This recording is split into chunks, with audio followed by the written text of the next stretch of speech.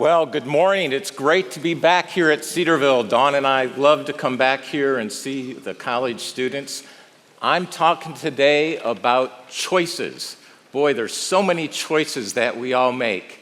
The choices that we make today will determine who we're going to be tomorrow. The choices that we've made in the past, are making in the present, will determine future outcomes. Now, before I get going with this, I need to do a little housekeeping.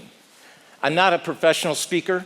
I know there's a clock right here, but I'm going to probably lose track of time. So I need somebody that has a watch or a phone that can let me know when it's 10:35.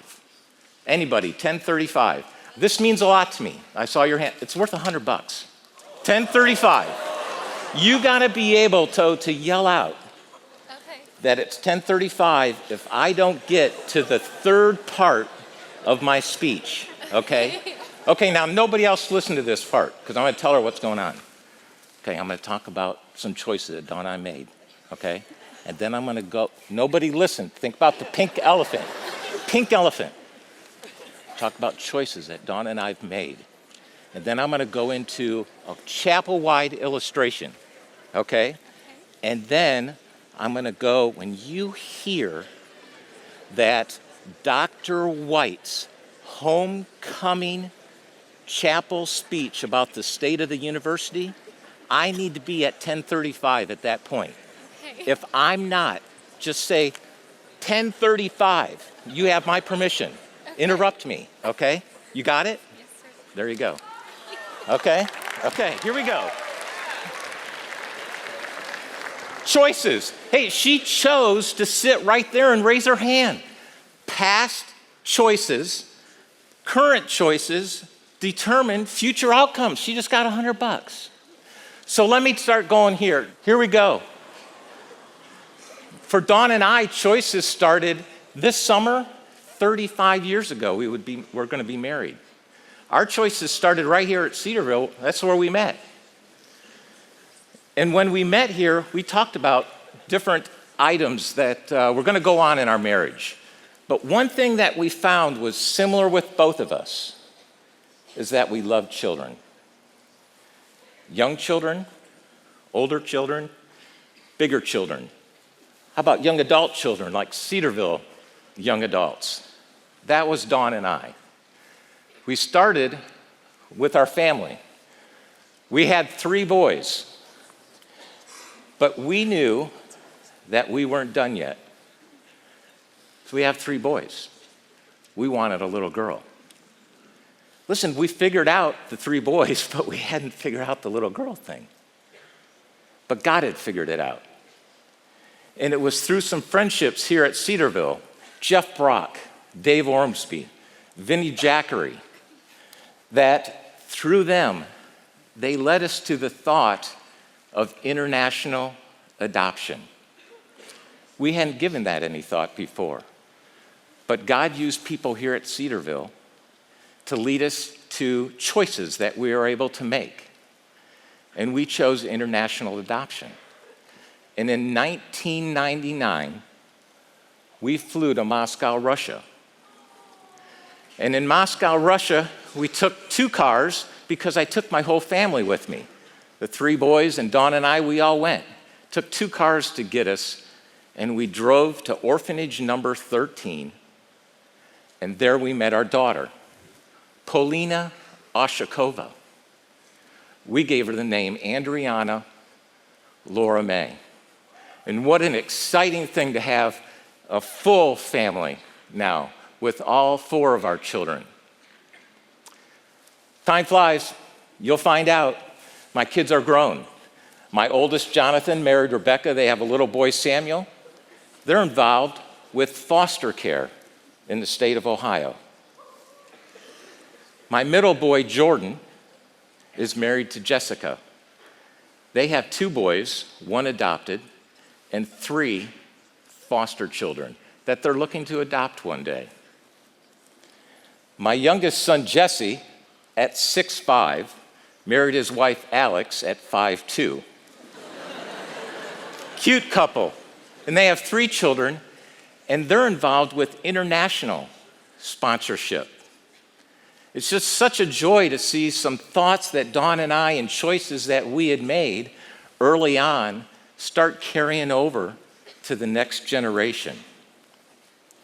There's Andra here at Cedarville. We're excited to see what God has in store for her. There's the Polsdorfer family. So that was maybe a year ago. But our dreams, Dawn and I's dreams, were very large. It wasn't just about our children. It was how we could impact the lives of many other children. And there were a lot of choices along the way to allow us to become involved with different groups, whether it was children before they're born, young children through international sponsorships, or older children, young adults, the Cedarville College Student Group. We love being a part of Cedarville University. And this is the next generation that's going to take over for us. And we're excited about that. But we had a dream. And this dream started actually back when we were at Cedarville. And it's hard to believe, but we wanted to have an orphanage. Orphanages aren't the thing in the United States. But they are elsewhere in the world. But we didn't know exactly how this was going to happen. We had prepared, we had made choices, we had planned, but it hadn't quite come together yet until December of 2016. We were at a Bible study, and one of our very good friends got up and started talking about a trip she had made to Cambodia, where they had different children homes, and the homes had 20 to 25 children in them that were rescued. And these homes then were multiple homes in each group, and they had school systems built there for them. And Dawn and I looked at each other, and we knew, hey, we need to follow up on this. 3 days after our Bible study, I had gotten a hold of the president of this organization, John McCullum, and we had dinner. And we talked to John about our dreams and what we were looking for. And John talked to us about Asia's Hope and what their dreams were. A group that has 800 young people that they've rescued, children, out of conditions that before I heard of some things from him, I would have never imagined they could survive in environments like that. They're in 3 countries, India, Thailand, and Cambodia. And as we're talking to John, we're really feeling good. We're saying, hey, we're looking at each other. Dawn and I are not even saying anything. We're reading each other. We're saying this is it. This is the choices that we have made up to this point. They are determining what's going to happen in our future. And we're there. And John's talking, and we're saying, hey, what's the next step here for us? Where do we go? And he said, listen, right now we're looking at building a new home in Battambang, Cambodia. Home number 13. Unbelievable. 3 days later, I meet with John, we talk, and the construction process starts. 6 months after that, Dawn, Andrew, and I are on a plane, and we go to Battambang, Cambodia. We didn't go there to see this house. We went there to see our extended family. 21 children, mom and dad, and 2 helpers. They had only come together a couple months before we got there. These are all rescued children from terrible environment that were functioning together as a family by the time we got there. The little ones would scurry off, and the older ones would get them and bring them back. Absolutely exciting, phenomenal. Mom and dad, Savi and Dara, they've devoted their lives to these 21 children. They brought 2 of their own, plus 19 rescued children. There's 21 children in that house. Absolutely blows Dawn and I away that God would allow us to be involved with something like that. Look at these children. Sum Yang, she always had a smile and hugs for us. They are just beautiful children that are a part of our extended family over there in Cambodia. So we spend our time there. We spend maybe a week with them, and there we are, all the children, they're giving us hugs. It's probably close to time to leave. But with technology today, with Facebook, we can stay in contact with them. That's exciting. Choices. Choices that we've made in the past determine future outcomes. So let's have a little fun. Here we go. Everyone is involved with this illustration. Everyone's involved because you made the choice to be here. You did make the choice to be here. You have chapel passes. You could have taken a chapel pass and studied, but you're here. So you're all involved. So now we're going to have fun with this. So here's a very important decision.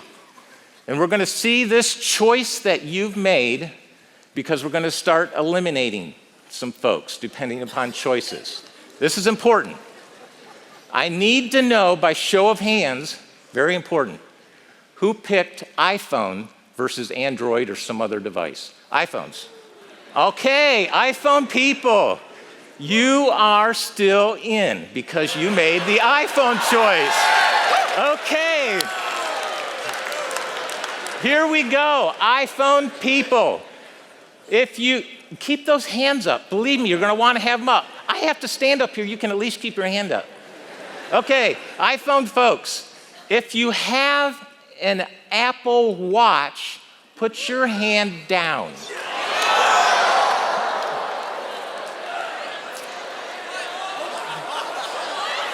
In my hand, I have 2 Series 4 Apple Watches.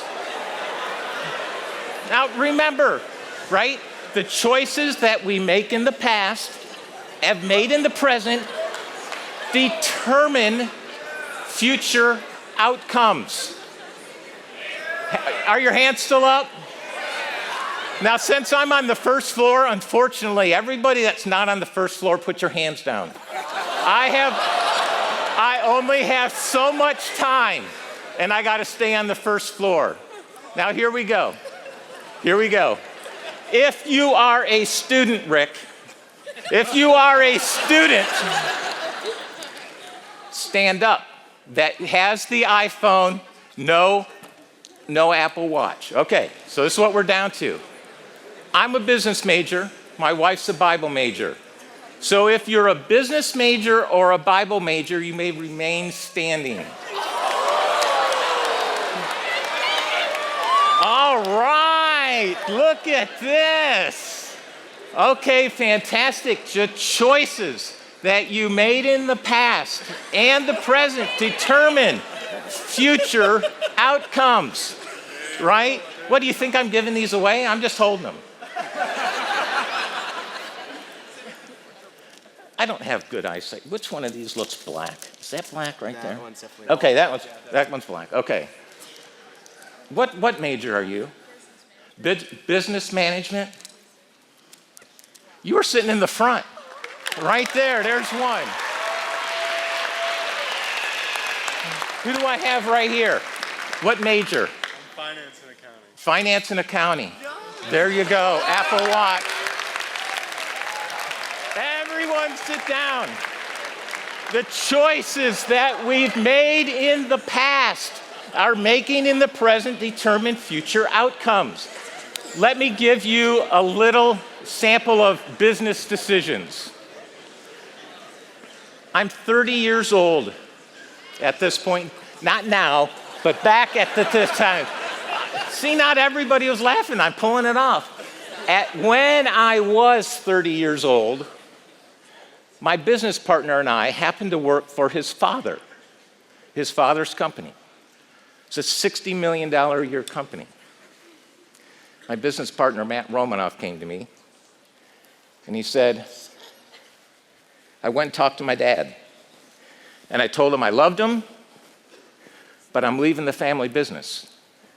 I want to do it on my own. Wow, that's guts. Leaving a family business, $60 million, and want to do it on your own? Matt came to me. Remember, I'm 30, I have a young family. He said, told me the story, and he said, I want to build it with you. We both left the family business, In 1992, we bought a company that had 10 employees and was doing $1 million in sales. Last year, we did $157 million in sales and had 700 employees. It didn't happen overnight. There were a lot of choices along the way. And I'll tell you, maybe we made some good ones, and we made some bad ones. A lot of lessons. Because of the choices we made, there were various outcomes. It got difficult, 2008, 9, 10. The economy went south. Construction was hit really hard, and we were hit hard. We had companies that were doing well, and we had companies that weren't doing well. I'm an owner. Banknotes were signed on personally. So when we're struggling, and I've got more money going out the door than it's coming in, it got really tough. I had a son here at Cedarville. I had those bills.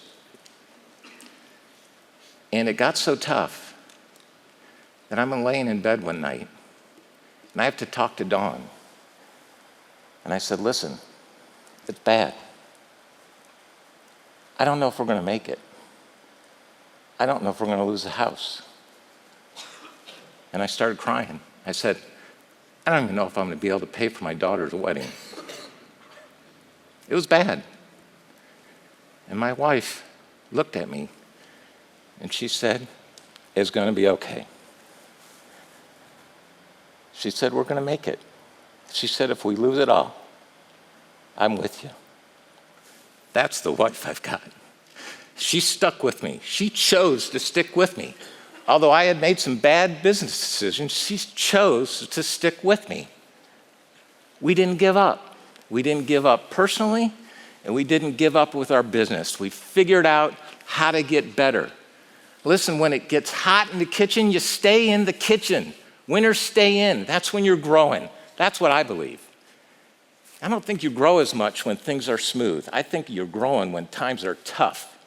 When those circumstances come at you, it's not those circumstances that are determining who we're going to be. It's our choices and how we're responding to those circumstances that are going to determine what we're going to be. Business-wise, we came back stronger than ever and started growing like crazy. And I said, we're at 157 million. We have a super strong company. And in fact, last year, we sold it back to all of our employees. They were with us the whole time. We are an employee-owned company, and I'm so grateful that we were able to do that. Now, the fall. This past fall, Dr. White gave a State of the Union, State of the University address. I was sitting right down here, and I got to listen to it. And he said the university was strong. In fact, he went as far to say it wasn't just strong, it was stinger strong. And everybody was excited about that. And he went through different bullet points. Financially, the Cedarville was strong. Lowered internal debt, external debt. Financially, the university is strong. The grounds, the facilities, they're strong, very strong. The professors, the staff, very strong. The different programs that are offered here, very strong. The spirituality of the students, the university, weak. I'm sitting right here. He's talking to me too. I'm an alumni. Said weak. I got to stand up here and say, I'm not where I should be. I was sitting right there. I was weak. I still have room for improvement. And with a group this size, I don't think I'm in the boat alone. I think others are probably weak as well. But we have to look at ourselves. What are we doing? What choices are we making? to put us in a spot to where we are weak. My mind went a little further. There's a real big choice that all of us have to make. And that's, what are we doing with Jesus? John 3:16 says, "For God so loved the world that he gave his only begotten Son, that whosoever believeth in him would not perish, but have everlasting life." Remember, I'm a business major, only Bible minor, but I'm going to break this down. So Dr. White and all the professors, hold on. Here we go. I'm very simple. For God so loved the world. That's everyone. That he gave his only begotten Son. Sounds like a gift to me. That whosoever believeth in him. Wow, that sounds like a choice. We have a choice there. Should not perish, but have everlasting life. Sounds like a future outcome. The choices we make today determine who we're going to be tomorrow. The choices that we've made in the past, are making in the present, determine future outcomes. Let's go back to the iWatch, Apple Watch illustration. I gave out 2 iWatches. They were a gift. The 2 individuals received them. They had a choice. They could have said no thank you. They had a choice. They chose to receive them. It's a free gift to them. 10:35. Thank you.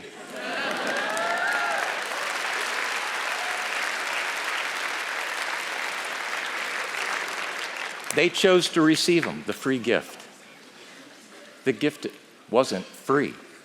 It was only free to the recipient.